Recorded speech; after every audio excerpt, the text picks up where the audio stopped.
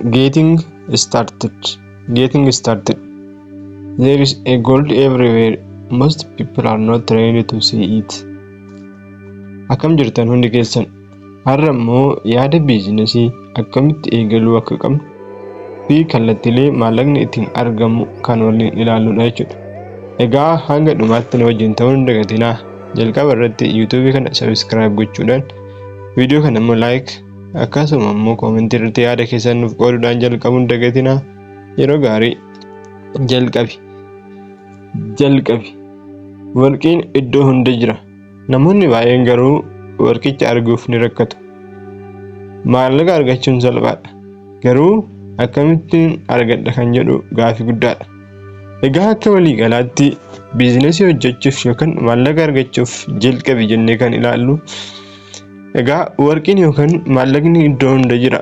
Namoonni baay'een garuu argachuuf ni rakkatu. Kana jechuun environmentii keenya iddoo nuti jiraannu keessatti kallattiilee ittiin maallaqni argamu kallattiilee addaatu jira.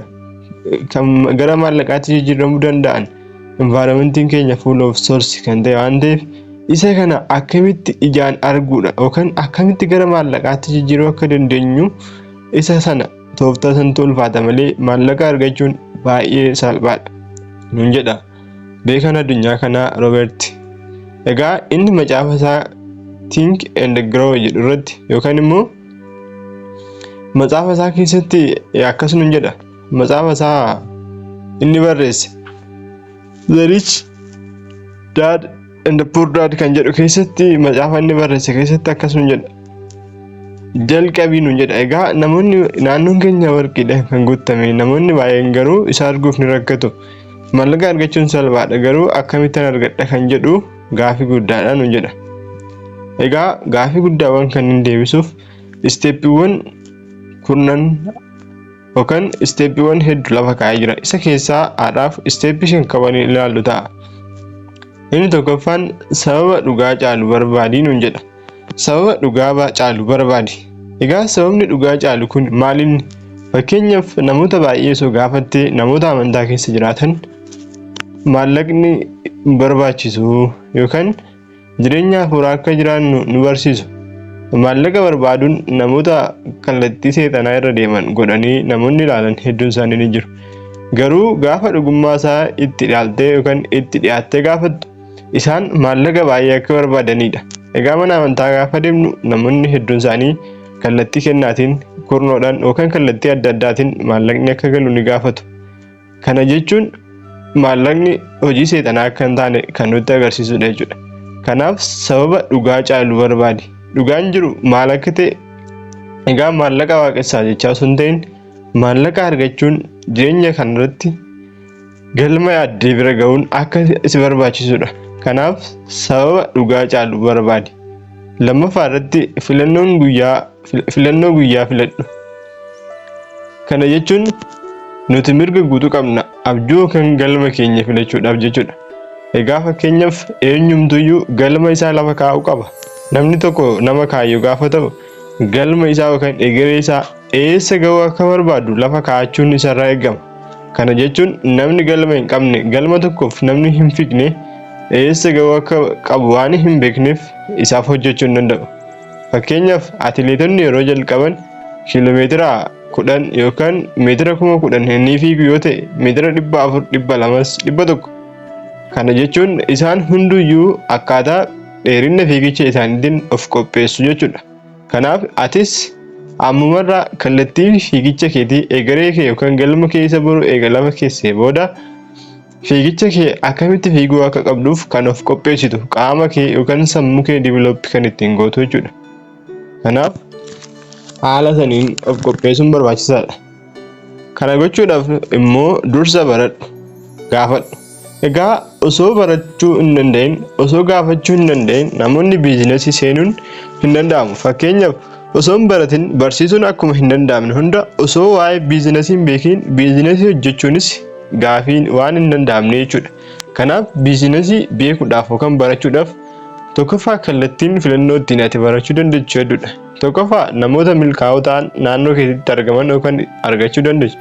Lammaffaa immoo onlaayinii seentee namoota milkaa'oo ta'an muuxannoo isaanii fi jireenya isaan dabarsan hordofuudhaan sadaffaa irratti afaan Ingiliffaa dandeessaa yoo ta'e hayyoota addunyaa kanaa irraa barachuudhaan yookaan ogummaa isaan raabsan irraa dhageeffachuudhaan yoo isaan dandeechu ta'e kallattii YouTube keenyatiin nu wajjin ta'uudhaan yaadota yeroo adda addaa isiniif gadhiisnu haga dhumaatti nu wajjin hordofuudhaan YouTube kana subscribe gochuudhaan kan nu biraa argattan ta'a.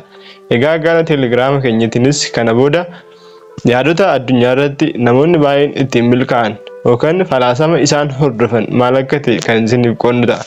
Kanaaf kallattii chaanaalii Telegram keenyatiinis nu hordofuun dagatinaa jechaa asumaan gara isteeppii itti aanutti dabarraa jechuudha. Inni itti aanu afuraffaa irratti sadaffaa irratti hiriyaan of eeggannoodhaan filadhu. Hiriyaa of eeggannoodhaan filachuun baay'ee barbaachisaadha. Egaa hiriyaa dureessa ta'uu danda'a, hiriyaa hiyyeessa ta'uu danda'a. Garuu filannoo akka ta'u hiriyaan kun sammuu isaa keessatti galmi isaa eessa akka jirudha. Egaa namni galma gabaabaa qabu yookaan iddoo bashannanaa qofa deemna, iddoo araada nama qabsiisan qofa deemna jedha taanaan hiriyaan kun galma kee bira kan si ga'u osoo hin ta'in karaatti kan si hambisu waan ta'eef filannoo hiriyaa irratti yeroo hundaayyuu of eeggannoon barbaachisaadha. Kana jechuun qindoominaan hojjechuudhaaf kan si gargaaru asooseeshiniiwwan adda addaa yookaan dhaabbileen gurguddoon adda addaa qindoomina hiriyootaatiin eegalaman hedduun isaanii baay'ee milkaa'oodha. Kana jechuun hiriyoonni yaada wal fakkaataa qaban yookaan hiriyoonni yaada milkaa'inaatiif hojjetan yookaan dandeettiin qindaa'oo yookaan guruuppiidhaan hojjechuu cimsuudhaaf warroonni kaka'umsa qaban yoo bakka tokkotti dhufan addunyaa kanaaf yookaan ofii isaaniirra darbee namoota hedduuf carraa hojii yookaan galma barbaadan bira kan ga'anidha jechuudha. Egaa hiriyaa filachuun baay'ee of eeggannoo kan barbaadu ta'udha. Afuraffaa irratti ariitiidhaan baradhu. Ariitiidhaan barachuun waan baay'ee barbaachisaadha. Egaa isteeppii fakkeenyaaf isteeppii maazariin biddeena tolchuudhaaf itti fayyadamtu yaadadhu. Egaa jalqaba irratti lixii yookaan jalqaba irratti midhaan daaksisuu irraa kaasee haga biddeen tolfamutti isteeppiiwwan hedduu isaanii jira. Isa kanas isteeppii kana jalqaba tokkoffaa irratti gidduu isaa keessatti kan argamu adeemsa yookaan piroosesii inni itti aanu immoo xumura irratti biddeen argannaa jechuudha. Egaa maallaqa argachuufis akkasuma isteeppii jalqaba qabaa, adeemsa qabaa, eegas immoo ga'umsa qabaa jechuudha. Eenyummaa kee kan ibsu waan ati barattudha. Kanaaf yeroo barattu of eeggadhu. Maali akka barattu fakkeenyaaf mana barumsaatti kan nuti barannu akkamitti qacaramnee maallaqa akka argannudha. Kana jechuun umrii keenya guutuu maallaqa barbaachuudhaan akka dabarsinuuf kan barannudha. Dooktaras ta'ee barsiisaa eenyumaayyuu yoo taate mindeeffamaa sadarkaa mindeeffamaa keessatti umrii kee guutuu maallaqaaf akkamitti akka hojjettu kan barannu. Egaa waan barattu of eeggadhu kan jenneesif kana.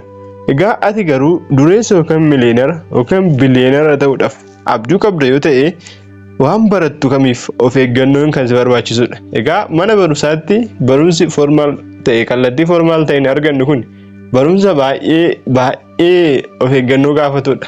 Egaa isa barattu kanarratti of eeggadhu. Kanaaf barumsa informaal ta'an yookaan kallattiilee mana barumsaatiin hin kennamne saniin yaada kee kallattii barbaadduun yookaan gara galma keetti si guddisuu danda'an siqee barachuun kan sirraa eeggamu jechuudha. Kanaaf maallaqa argachuudhaaf jalqaba piroosesii fi xumura yookaan ga'umsa kan qabu ta'uu jechaadha. Egaa itti aansinee shanaffaa irratti har'aaf haga dhumaffaa irratti kan ilaallu disipiliinii qabaachuudha. Disipiliinii hin qabdu yoo ta'e namni disipiliinii hin qabne galma kamiyyuu gahuu hin danda'u. Yoo of to'achuu hin dandeenye dureessa ta'uuf hin yaadin. Egaa kana jechuun fakkeenyaaf maallaqa 1,000 qabattee gabaa baate yoo ta'e gabaa keessatti kan ati bituuf yaadde garuu waan biraa. Garuu disipiliinii waan hin qabne of to'achuu waan hin danda'iniif isa yaadde osoo hin ta'in wantoota karaatti sitti dhufan bittee osoo bakka yaadde hin gahin waan bituuf yaadde bira hin gahin maallaqa fixxee galtaa jechuudha. Kanaaf namni waa'ee kanaa yookaan of to'achuu hin dandeenye galma sana bira gahuu hin dandeenye yookaan disipiliinidhaan socho'uu hin dandeenye kanan raawwadhaa itti aansee kanan raawwadha jedhee jalqaba isaa adeemsa isaa fi xumura isaa orderiidhaan hin hordofne galma isaa bira gahuudhaaf yaaduun waan gonkumaa hin danda'amne waan ta'eef of to'achuun baay'ee barbaachisaadha. Kanaaf namni disipiliinii hin qabne dureessa ta'uuf yaaduun gowwummaadha waan ta'eef yookaan nama qilleensa irratti mana ijaaruu yaadee jechuudha. Kanaaf kun akkuma hin danda'amne disipiliinii malee galma ga'uuf yaaduun hin danda'amu. Egaa hammuma yaadota biizinesii hojjechuu yookaan dureessa ta'uuf karoora qabdu yoo ta'e kallattii yuutuubii kanaatiinis kallattiilee yuutuubii isa birootiinis yaadota biizinesii irratti si guddisuu danda'an yookaan sammuu kee ijaaruu danda'an hordofuudhaan har'uma barumsa barachuudhaaf of qopheessi. Egaa umriiwwan kee jireenya kee keessatti waggoota 25 hanga 30tti 30 hanga 35 hanga 40tti maal hojjechuu akka qabdu qindeessi. Isa saniinis itti deemi. Egaa raafonni qabanne kanadha. Yeroo biraa haga walitti deebinutti nagaan tura. YouTube kana subscribe gochuun dagatina. Yeroo gaarii.